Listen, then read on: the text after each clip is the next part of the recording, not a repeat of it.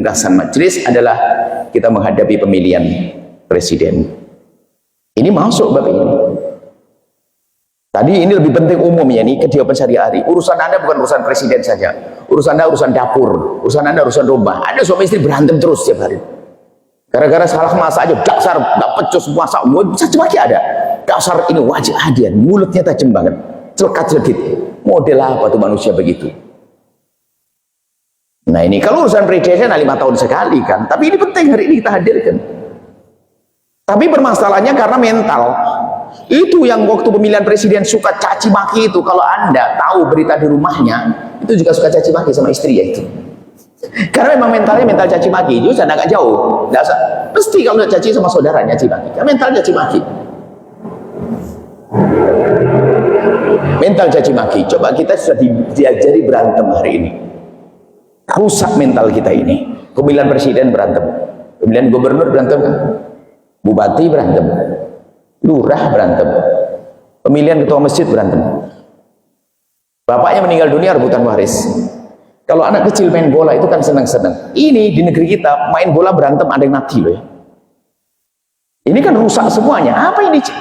Kebodohan seseorang tidak menjaga hatinya. Bagaimana agar kita tidak menyakiti orang lain dan seterusnya. Baik, ayo kita belajar angka indahnya hidup jika suami istri. Makanya merayu pasangan itu adalah dianjurkan. Ya bohong-bohong sedikit nggak apa-apa. Kamu semakin putih padahal nggak putih aman ya. Itu kan sudah senang banget. Kalau bukan menjadi orang yang damai.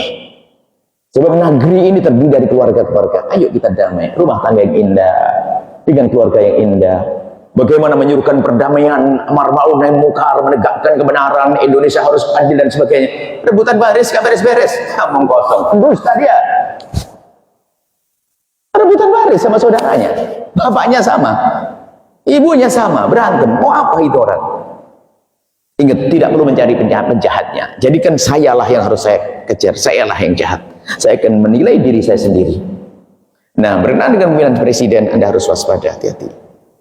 Maka ada rambu-rambu yang kami sampaikan di akhir-akhir ini dan sudah disuarakan di sana sini, semoga bisa jadi pedoman di dalam Anda memilih pasangan. Yang pertama, kalau Anda milih presiden, milih pasangan, milih presiden, milih pasangan juga. Babnya beda nanti. Itu namanya klub cinta, dikta cinta. Kita sekarang lagi ada yang muda-muda yang jomblo-jomblo. Buya ada ke depan kita akan keliling ke negeri-negeri untuk anak muda dikta pendidikan dan cerita cinta. Kemarin kita mulai di Cirebon, rupanya harapan kami anak-anak muda. Ternyata ibu-ibu juga banyak yang ikut. Ada bisa Anda lihat di itu ada dikta. Memilih presiden, tolong yang pertama pastikan Anda sudah berusaha tahu tentang calon presiden itu. Berarti menurut Anda adalah yang terbaik. Itu sesuai dengan pengetahuan yang nyampe kepada Anda. Sesuai dengan lingkungan yang memberitakan sudah. Anda tidak usah melebihi daripada itu. Anda berusaha cari tahu semampu Anda. Baru setelah itu Anda simpulkan yang baik dia. Ya sudah, yang paling baik Anda pilih. Yang paling baik. Kemudian di saat Anda memilih dia, ingat, keluarkan dari kepentingan pribadi. Kalau ustadz, jangan hanya karena pengen dibangunin pondok. Kalau Anda pengusaha, jangan mau dikasih tender proyeknya. Bukan itu. Saya milih karena Allah. Setelah itu Anda sudah tidak dosa, selesai. Biarpun ternyata yang Anda pilih keluar jadi syaitan. Karena penting waktu Anda memilih bukan menuruti hawa nafsu, tapi sesuai dengan ijtihad Anda berusaha. Kemudian itu adalah secara pribadi, tapi secara kemasyarakatan pakai rambu-rambu berikut ini. Sederhana dan Anda hafal, yang muda-muda yang punya media sosial, Anda bisa catat, sebarkan kalimat sederhana. Sanjung, hei tim sukses yang ada di sini, tim sukses partai-partai dan sebagainya, itu dengar ini. Kalau Anda pengen selamat, sanjung calon pilihanmu sesuka hatimu, jangan mencaci calon pilihan orang lain. Kalau Anda pakai ini sudah beres. Kalau sudah ada tim sukses yang mulai mencaci, dia kurang ajar kepada calonnya. Pasti kurang ajar dia sudah, karena merusak dia. Ini saya ambil dari mana ini kaidah ini? Dari sabda Nabi. Waktu Nabi mengatakan kepada seorang anak muda, hei anak muda, jangan kau caci ibumu. Gimana orang mencaci ibunya? Ada Orang mencaci ibunya begini caranya. Kamu mencaci ibunya orang lain, orang itu akan marah membalas mencaci ibumu. Ayo. Semua kadang-kadang berhujah, tapi kan kita harus mencari, menjelaskan pemimpin yang jelek. Pemimpinmu juga ada jeleknya loh ya. Nah, coba gini logikanya, gini loh ya. Anggap saja calon pilihan Anda itu yang nomor 5. Itu memang baik orangnya, dan Anda orang baik, sering ngaji. Kemudian keplesetnya Anda suka nyaci gitu saja. Anda caci calon nomor 6. Yang nomor 6 nih calonnya sudah nggak bener, pengikutnya juga Masya Allah, orang nggak bener, lihat, gara-gara Anda caci dia marah. Anda nyaci sekali, dia membalas 10 cacian. Ayo, yang dicaci pilihan Anda berarti merusak. Anda harus paham ini. Kemarin waktu kita ngomongin banyak yang protes. Ente protes nggak apa, berarti bang ente pencaci. Mau orang punya agama beda, orang nyembah berhala, kita tidak boleh mencaci Tuhannya kok. Sebab kalau kita mencaci Tuhannya, dia yang dipercaya dia balas mencaci Tuhan kita kok. Dengan kebodohan mereka. Jadi sekarang tugasmu adalah menyampaikan kebaikan program yang calon pilihanmu. Selesai. Programnya begini-begini, selesai tanpa harus mencaci. Alangkah indahnya kalau hidup semacam itu tanpa caci maki.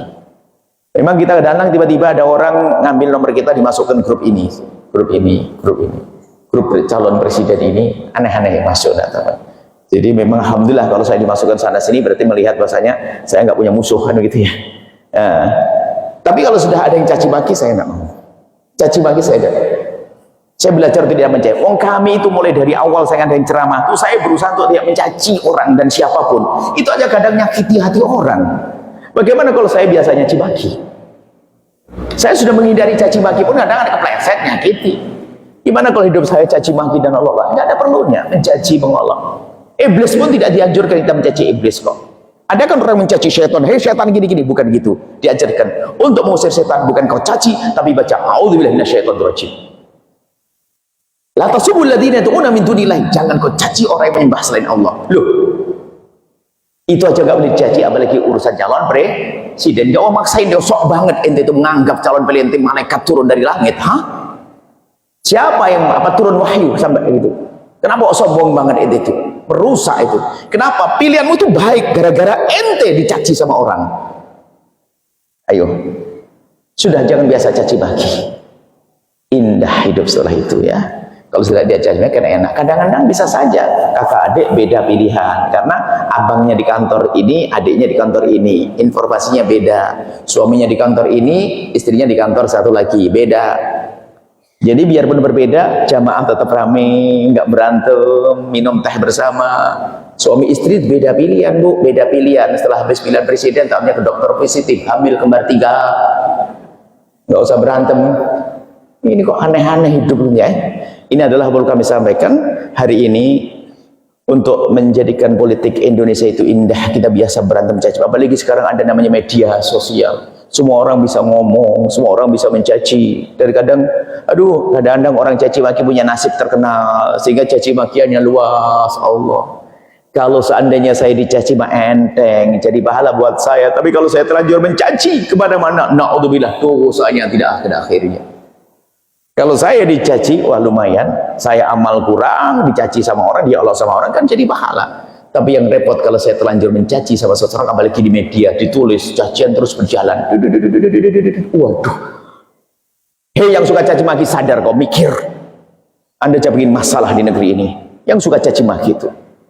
Caci maki apa? Dari pendidikan dari mana? Nabi mau ngajari? Atas nama Ustaz, nggak ada caci maki. Iblis pun nggak perlu dicaci. Seperti itu ya, tolong indah ya. Kalau sudah biasa indah, ya indah di rumah. Yang biasa ribut di mimbar, itu